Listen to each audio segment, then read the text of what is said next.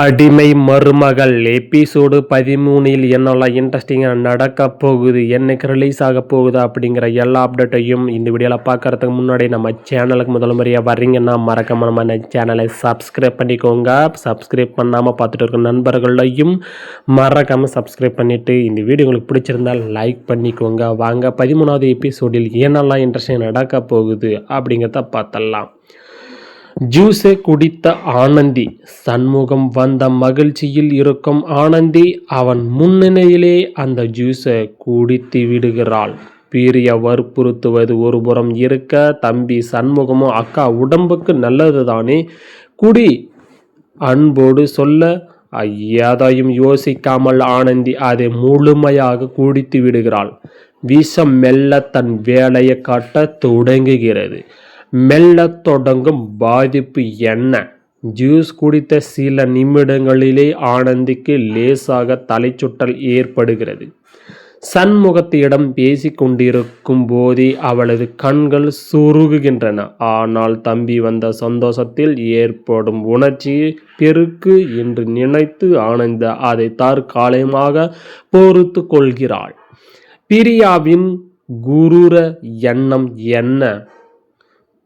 ஆனந்தி ஜூஸை குடித்ததை உறுதி செய்த பிரியா மங்கம்மாவிடம் சென்று சைகையில் காரியம் முடிந்தது என்று சொல்கிறாள். இருவரும் ஒரு வஞ்சகச் சிரிப்புடன் அடுத்து என்ன நடக்கும் என்று காத்து கொண்டிருக்கிறார்கள். அந்த மாத்திரை உடனடியாக கருவை கலைக்காது, ஆனால் மெல்ல மெல்ல ஆனந்தியை பலவீனப்படுத்தும் என்பது அவர்கள் அறிகிறார்கள். சண்முகத்தின் சந்தேகம். ஆனந்தி பேசிக்கொண்டிருக்கும் போது திடீரென மூச்சு விட சிரமப்படுவதையும் அவள் முகம் வெளியேறி போவதையும் சண்முகம் கவனிக்கிறான். அக்கா முகம் ஏன் ஒரு மாதிரி போகுது, உடம்புக்கு என்ன பண்ணுது என்று பதற்றத்துடன் கேட்கிறான்.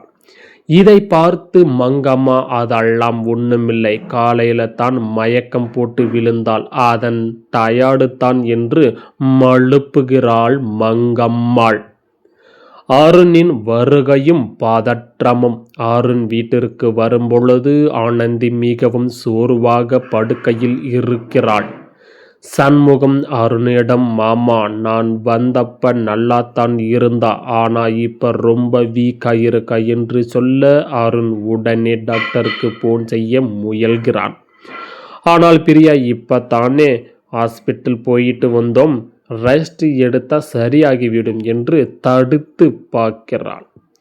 கிளைமேக்ஸ் ட்விஸ்ட் என்னவா இருக்குன்னு பார்த்தரலாம் 13வது எபிசோடில். இரவு ஆனந்திக்கு அதிகப்படியான வயிற்று வலி ஏற்படுகிறது. சண்முகம் சமையல் அறையில் தண்ணீர் எடுத்து செல்லும் பொழுது குப்பை தொட்டியில் பிரியா போட்ட அந்த மாத்திரை கவரை தற்காலிகமாக பார்க்கிறான். அது என்ன மருந்து என்று கூகுளில் தேடி பார்க்கும் பொழுது அது கருச்சிதைவுக்கு கொடுக்கப்படும் ஆபத்தான மருந்து என்று தெரிய வருகிறது. இறுதி காட்சி.